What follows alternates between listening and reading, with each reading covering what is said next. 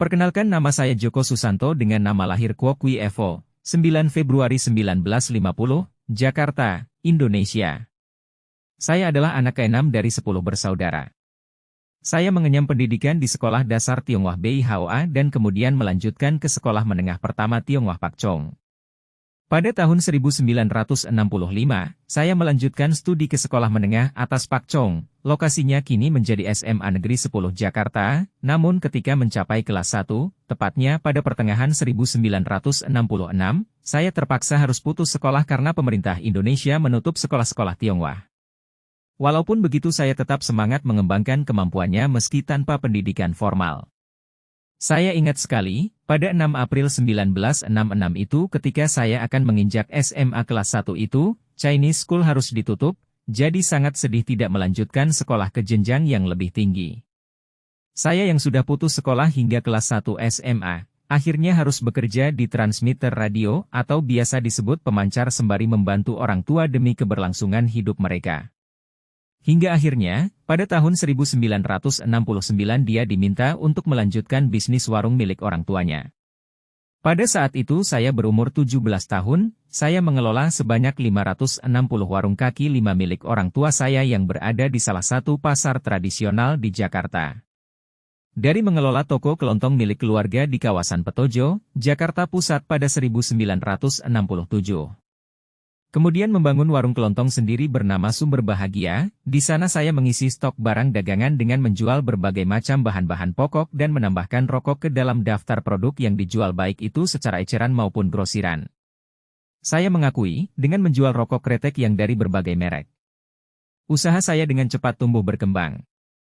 Puncaknya, pada tahun 1970, 1975 hingga 1980 bisa dikatakan bisnis grosir rokoknya laris manis, penjualan sangat cepat dan marginnya pun lumayan besar.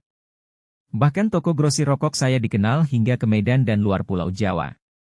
Jadi, dulu saya itu dikenal bahkan dengan teman lama yaitu sebutannya Koh Akuye.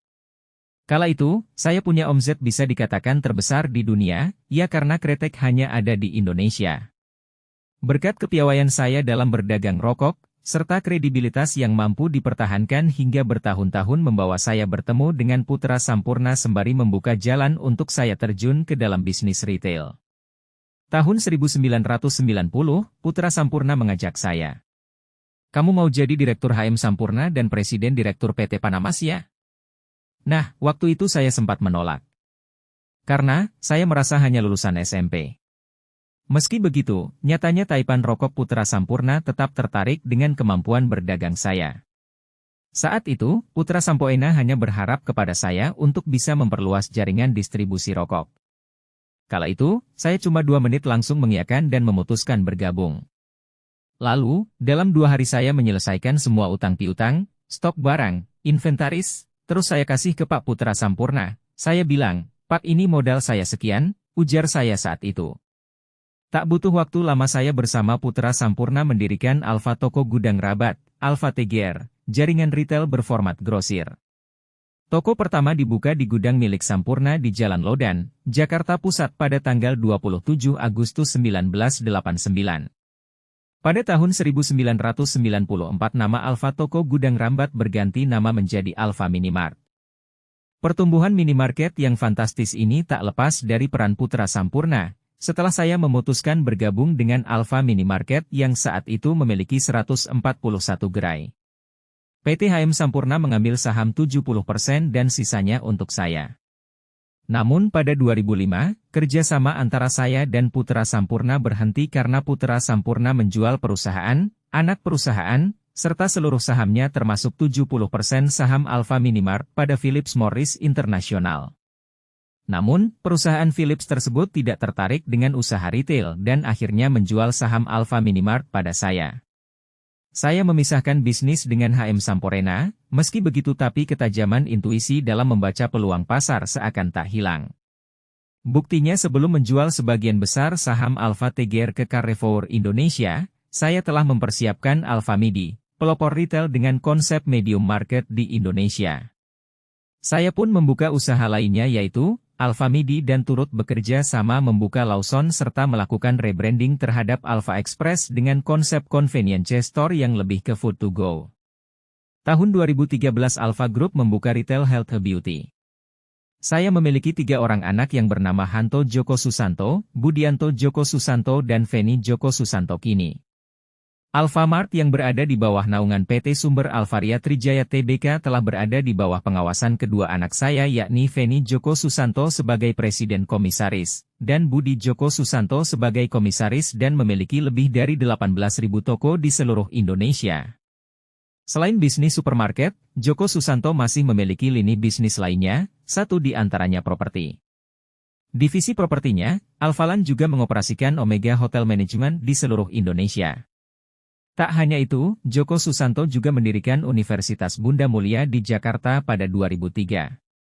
Pada tahun 2012, Alfamart mendapat gelar top brand yang digelar oleh lembaga riset Frontier Consulting Group dan juga menjadi pemenang dalam kategori minimarket terbaik dalam Indonesia Best Brand Award. Pada tahun 2014, menurut versi majalah Forbes, saya menempati peringkat ke-27 orang terkaya di Indonesia. Pada tahun 2015, saya kembali menempati posisi 18 orang terkaya di Indonesia menurut versi majalah Forbes dengan kekayaan sekitar 1,22 miliar US$ atau setara dengan 15,86 triliun rupiah. Dilansir dari majalah Forbes kekayaan saya yaitu sebesar 1,32 miliar dolar Amerika pada 2017. Dan saya masuk dalam daftar orang terkaya ke-10 di Indonesia. Forbes mencatat harta kekayaan saya per 2023 mencapai 4,1 miliar US$ atau setara 61,3 triliun rupiah. Saya ingin Alfamart menjadi perusahaan yang bermanfaat bagi masyarakat. Saya ingin membantu masyarakat Indonesia untuk memenuhi kebutuhan hidupnya. Alfamart sebuah perusahaan yang saya dirikan telah menjadi bagian dari kehidupan masyarakat Indonesia. Alfamart menyediakan kebutuhan pokok dengan harga yang terjangkau sehingga membantu masyarakat untuk memenuhi kebutuhan hidupnya. Saya adalah pengusaha inspiratif yang telah berhasil membangun Alfamart menjadi salah satu minimarket terbesar di Indonesia. Kisah sukses saya menjadi bukti bahwa kerja keras dan ketentuan dapat membawa seseorang pada kesuksesan.